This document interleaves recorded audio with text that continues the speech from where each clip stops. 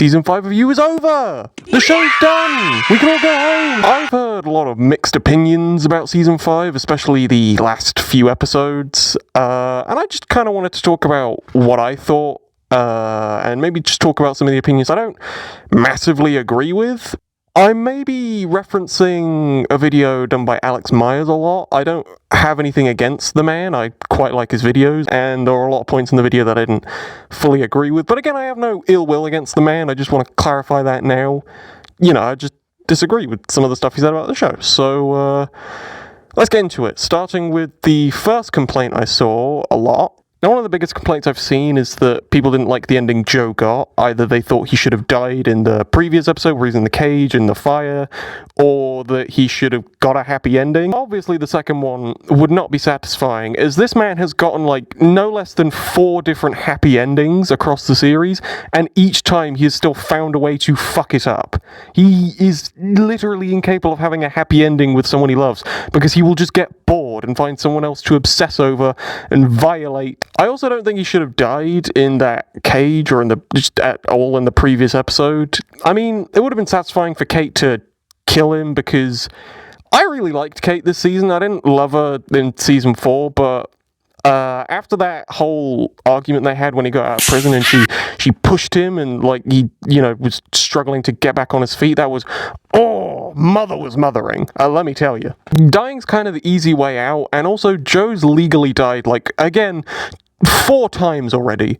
So even if we see him die, it's is he really though? He always comes back. He'll be back in FNAF 17 as Joe Trap. I also personally really like the last episode because to me it kind of reminded me of Ozymandias from Breaking Bad. It feels like it mainly exists just to make sure your last shreds of empathy or love or the desire to root for Joe is just completely gone. Now, I had given up on him around the first episode. Again, similar to Walter White, I feel like you needed that one episode where they are just full mask off. They are a monster through and through, and they get exactly what they deserve. They lose people they care about, and everyone hates them, and they deserve every bit of it because they are monsters. Another complaint I saw a lot. Right. So I personally, like a lot of people, didn't like Louise at the start. I mean, when she said that thing at the start about books being lonely, I was like, no, you are... How are you more insane than the serial killer? Play the Watto clip. Big red flag! Thank you. There's no one there. And I was starting to come around to her when I found out this whole facade was just to catfish Joe. But then she had to actually, fall in love with him, which I was like, girl, come on. I like that the story came full circle with Beck. That's one of the reasons why I like Louise, which brings the story full circle for us, the audience. As also, you never actually see Beck die. With everyone else, you see them die, or it's very strongly implied how they die based on, they're fighting over a gun and you hear a gunshot, so take a wild fucking guess.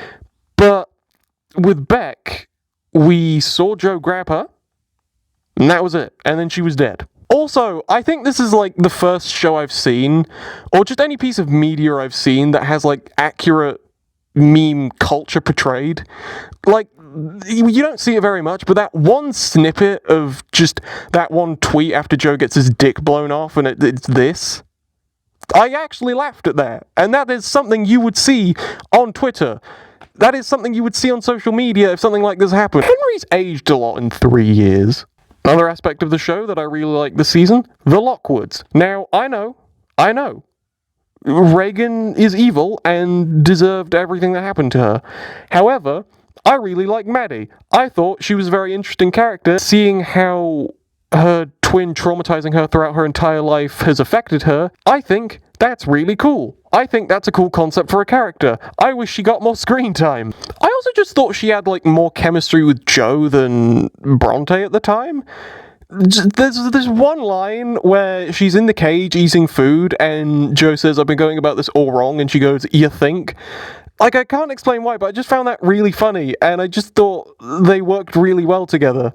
Teddy as well at the start was a bit one note, just kind of the gay black best friend, but he kind of stepped up from that as like the moral compass and the only one in the family who had some decency and hasn't murdered a bunch of people or traumatized their sibling. I really like that about him, and I think he was a good reminder of just how normal people would react in situations like this. I've seen a lot of people say as well that fuck Kate for, telling Joe to kill someone and then getting mad when he does it, but that's not what she's mad about. She's mad that he enjoyed it so much and wants to do it again. They made a promise that they would be better than who they were before, and better themselves and keep themselves accountable, which is what she's now doing, and Joe is getting mad at her for that. I just feel like Kate's maybe not the problem here. While I do love Kate, I do feel like she maybe should have died in the fire. I mean, it was nice seeing her alive and well and taking care of Henry, but, after all the talk about taking accountability and going down with Joe, it felt weird that not only was she alive, but she just got off scot-free, got to keep the child. You have a bunch of kids cancer, have one of your own. All is well, all is well. Saw in that Alex Myers video was him talking about how he would have liked to have seen more of his relationship with Henry. And, I do get that, but also I kind of feel like the point is they don't really have a relationship. Joe just sees him as someone to mold and groom in a way. Like, he tries justifying all the bad things he does instead of trying to discipline him or, send him to therapy. Kate says Joe doesn't even see him. Again, he's come to all these conclusions before. He's come to the conclusion that he's a bad person and that he's a bad father so many times. And whenever it feels like he's about to learn his lesson, he goes back on it for some reason. He can't learn his lesson. He can't have a happy ending with anyone. He deserves his fate. His lonely, dickless fate. Alex Myers also, made the argument that the characters in season 1 and 2 were significantly better because you had your fair share of annoying ones, but then you also had ones you actually liked. But again, I feel like at the start of this season, you do hate everyone. You hate all the Lockwoods, but they become more interesting and layered. They all have backstories and trauma, and you explore that. And you see how it affects them in their day-to-day life. That scene with Maddie talking with herself in the mirror, pretending to be Reagan, was really well done, really well written, really well acted, and made me fucking love Maddie as a character and how she was written. I mean, it was great. Oscar-worthy. Well, no, it's a show, so not Oscar-worthy, Emmy-worthy.